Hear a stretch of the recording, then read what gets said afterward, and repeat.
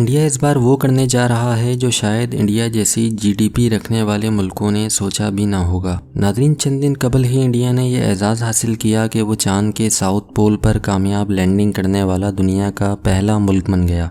चंद्रयान 3 की कामयाब लैंडिंग के ठीक 10 दिनों बाद यानी 2 सितंबर 2023 को इंडिया ने एक और स्पेस क्राफ्ट रवाना किया।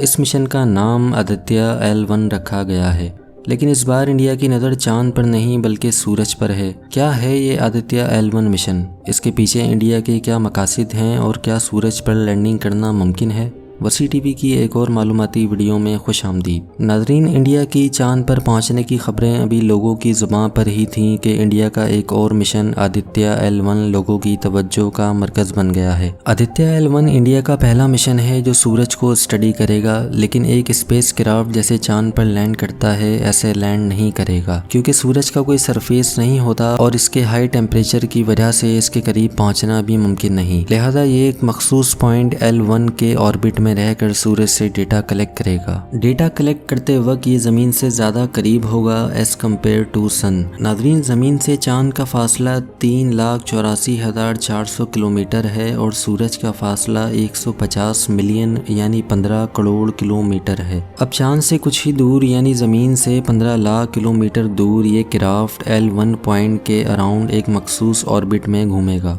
इंडिया की स्पेस मिशन टीम इसरो के मुताबिक अर्थ से लॉन्च होने के करीबन 4 महीने बाद ये स्पेस क्राफ्ट L1 पॉइंट तक पहुंचेगा और 5 साल तक वहीं रहकर डेटा कलेक्ट करेगा। अब यकीनन आपके जहन में ये सवाल आ रहा होगा कि ये L1 पॉइंट क्या है। आपको न्यूटन का थर्ड लॉ तो याद ही होगा, for every action there is an equal and opposite reaction, और यही रूल स्पेस में भी चलता है। आसान लफ्जों में समझें तो जैसे सूरज की ग्रेविटी जमीन को इफेक्ट करती है, ऐसे ही जमीन की ग्रेविटी भी सूरज को इफेक्ट करती है। अब सूरज और जमीन की ग्रेविटेशनल फोर्सेस एक मखसूस पॉइंट पर एक दूसरे को कैंसिल आउट कर देती हैं। इस पॉइंट को L1 पॉइंट कहा जाता है। इसीलिए L1 पॉइंट स्पेस मिशन के लिए काफी इंपॉर्टेंट होते हैं। नासा का जेम्स वेब टेलीस्कोप भी L1 पॉइंट पर मौजूद है, जो हमारे यूनिवर्स की इतनी ब्यूटीफुल इमेजेस कैप्चर करता है। इस मिशन की ज़रूरत क्या है और इस मिशन से सूरज के बारे में क्या डेटा हासिल किया जाएगा, इसको समझने के लिए हमें पहले सूरज के बारे में जानना होगा। सूरज हमारे सोलर सिस्टम का एक अहम तरीन हिस्सा है, जिसका डायामीटर 109 गुना ज़्यादा है हमारे अर्थ के डायामीटर से, और वजन में ये 3,33,000 गुना ज़्यादा वजनी है अर्थ के वजन से। इसको ऐसे समझें कि अगर 13 लाख ज़मीनें एक सूरज में डाल दी जाएं तो ये बिल्कुल फिट बैठ जाएंगी। जैसे हमारी ज़मीन में inner core, outer core, mental और क्रस्ट ये 4 लेयर्स होती हैं, ऐसे ही सूरज में भी लेयर्स मौजूद होती हैं। सबसे अंदर सूरज के भी एक कोर मौजूद होता है। इस कोर के अंदर न्यूक्लियर फ्यूजन के रिएक्शन होते हैं, जिसकी वजह से हाइड्रोजन और हीलियम गैसेस एनर्जी में कन्वर्ट होती हैं, जिसकी वजह से सनलाइट पैदा होती है।